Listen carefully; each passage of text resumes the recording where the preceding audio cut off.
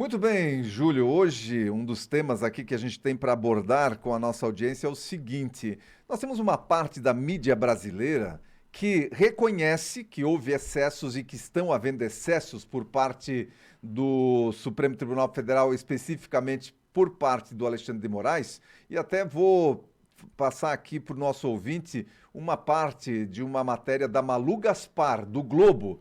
Ela diz aqui o seguinte, o título da matéria: depois de superar o golpismo, Brasil precisa enfrentar a falta de limites do Supremo. Ou seja, ela reconhece a falta de limites do Supremo. E aí, um trechinho aqui. Uma das ideias que passaram a ser repetidas nos últimos dias é que, findo o julgamento do Bolsonaro, está na hora de o Supremo voltar para o seu quadrado, ser mais contido, exercer mais comedimento.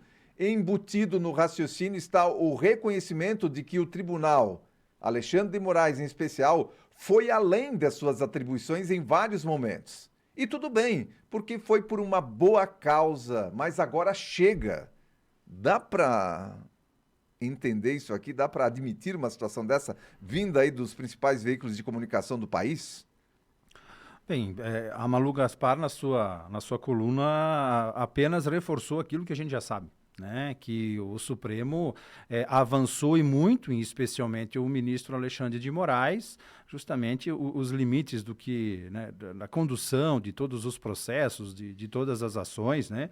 Eu só faria um adendo aqui justamente nesse comentário, né, quando ela coloca, e tudo bem, pois foi uma boa causa. Não, né, e tudo bem, foi por amor, mas agora chega. Né, porque eu vejo que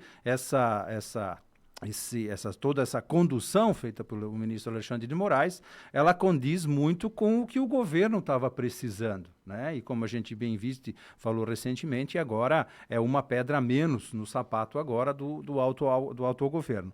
E aí eu trago justamente o papel importante e primordial que hoje tem a imprensa brasileira, né? Na garantia justamente dos direitos e da própria liberdade, né? Tanto na conscientização, na fiscalização, na questão de dar voz justamente ao cidadão, e a gente vê que isso não vem acontecendo. Né? Final de semana agora, com o jogo da Libertadores, eu fiquei questionando e estava conversando, né? Quantos de nós aqui da nossa cidade, nossa região, é flamenguista? Quantos da nossa região aqui é vascaíno, por exemplo? Pô, a gente devia torcer para os times aqui do nosso estado, né? A gente vê o Rio Grande do Sul muito mais bairrista, né? O Inter, o Grêmio, do que nós mesmos. Mas por quê? Porque a gente teve a condução e a influência da TV, da Globo, né, em sinal aberto, com as transmissões dos jogos.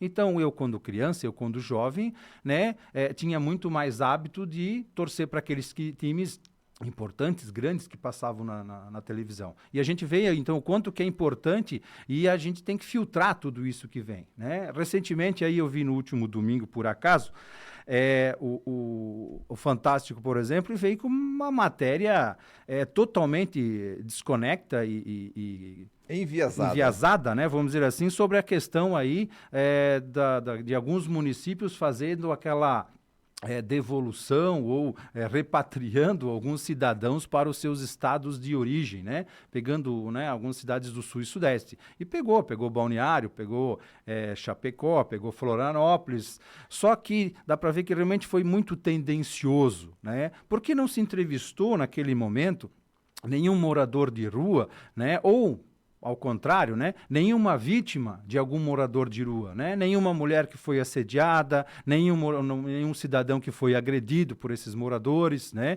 Então, claro, a gente tem que entender o contexto, mas só se colocou o lado do vitimismo e não o que outras situações estão acontecendo, né? Não citou-se que o Ministério Público, por exemplo, está investigando que desovaram, trouxeram para cá um ônibus com 40 pessoas também em estado, simplesmente largaram aqui.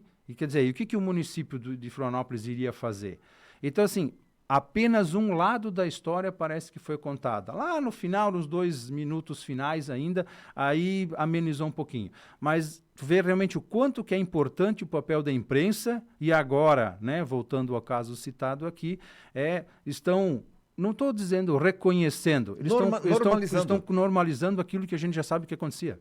Exatamente, mas normalizando e, primeiro, reconhecendo que houve os excessos que não se falava, até aqui não se falava de excessos. Estava tudo certo, era tudo repercutido como algo normal. Agora que o Bolsonaro está preso, que os manifestantes de 8 de janeiro estão presos, então agora chega. Agora, né, agora chega, agora, porque não tem mais ninguém da direita para prender, então vai começar a sobrar para a gente, né?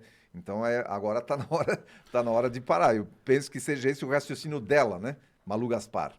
E aí como é que se para? Porque daí, assim, ó, ficou uma coluna, ficou uma reportagem meio no ar, né? Porque no final deveria vir. Então, como é que a gente acaba com isso? Com uma reforma do judiciário, né? Com uma limitação de poderes, com uma limitação de ação, com uma limitação e com critérios mais específicos para indicação de ministros, né? Não podendo mais fazer essa indicação à livre vontade do atual presidente da República, né, que disse que não seria democrático a indicação de amigos e agora está indo para sua terceira indicação de amigo. Então, isso tudo com uma reforma. Então, que se tire essa indicação de um quadro hoje dos TRFs, né, de alguém que já está numa situação de careira, por exemplo, né, que almeja, então, um ministro do Supremo, ele sai de algum TRF. Né, e colocando isso. Então, isso seria uma situação lógica. Então, essa seria a indicação. Então, o Senado vai começar a trabalhar para que isso mude. Então, isso devia ter sido instigado. Muito bem, e acabar com esse negócio de vitalício, o cargo vitalício aí do Supremo Tribunal Federal deveria ter um tempo, né, pré-determinado para que um ministro ficasse aí nesse cargo. E rapidamente, para a gente finalizar o quadro de hoje, o Analisando de hoje, era a teoria da conspiração algum tempo atrás, quando se falava do interesse do PT em criar uma guarda bolivariana. E não é que o PT realmente está entrando com uma solicitação e comentando de que eles querem uma guarda nacional civil que assumiria de forma progressiva operações hoje executadas pelas Forças Armadas?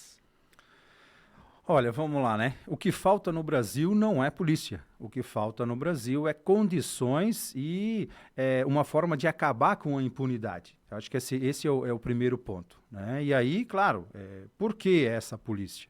Então, a gente sabe que aqui no país vizinho criou-se justamente essa guarda do presidente, não é a guarda nacional, é a guarda do presidente, que depois, né, se filiou, se trouxe, inclusive, outros terroristas dentro do próprio meio dessa guarda, né?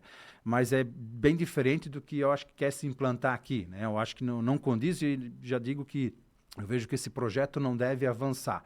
Agora, hoje, a gente tem condições. A gente tem as Forças Armadas, tem a Polícia Rodoviária Federal, Estadual, todos os outros municípios. Polícia Federal, Polícia Civil. Isso. Então, hoje, assim, com a própria PEC da Segurança Pública, que estão querendo revisar e fazer algumas alterações, é justamente dar mais autonomia, inclusive a própria Polícia Rodoviária Federal. A própria Receita Federal também quer ter um pouco mais de autonomia, né? E eu acho que isso também é positivo, né? Agora, sim, a gente vê que o governo não quer resolver o problema da segurança pública, né? Ele não quer endurecer pena, ele não quer mudar a questão das audiências de custódia, né? Ou acabar com esses termos, ou revisar esses termos das liberdades constitucionais, liberdades da condicional. Então, essas situações a gente tem que ver quem é que votou, quais são os partidos que votaram contra justamente aquela PL de antifacção. PT, PSOL, né? Essa turminha da esquerda. E agora querem uma nova Guarda Nacional, né? Então, muitos podem dizer, e aí a gente entra naquela questão novamente do golpe, né? Do golpe. Mas o Bolsonaro, lá no final de 2022, nomeou justamente, né, os comandantes das Forças Armadas por indicação do Lula, né? Então, quem garante justamente uma continuidade dos governos são as Forças Armadas. E Bolsonaro, em dezembro de 2022, fez a posse dos indicados, dos comandantes indicados pelo Lula. Então, ali tu já vê, e aí desmonta qualquer narrativa, né, que poderia acontecer na questão de golpe, né, porque foi condenado por um pensamento, né, uma tentativa que não aconteceu. Mas ali diz, né, e evidencia muito corretamente que as Forças Armadas foram empossadas conforme determinação e indicação do Lula.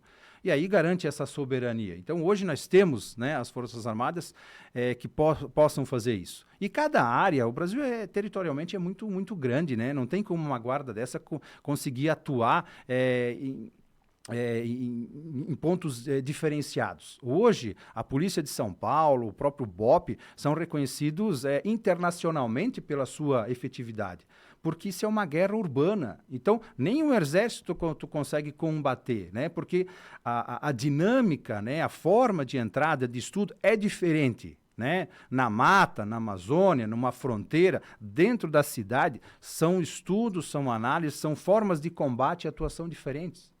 Então, cada polícia no seu quadrado. Fica aí a pergunta, né? Para que uma Guarda Nacional? Para quê? A gente sabe que lá na Bolívia tem, a gente sabe que o Maduro tem, mas sabe quais são os motivos que eles têm também, né? Bom, Júlio, vamos lá. Chegamos ao final aí de mais um quadro Analisando. Você volta amanhã. Um abraço, até lá.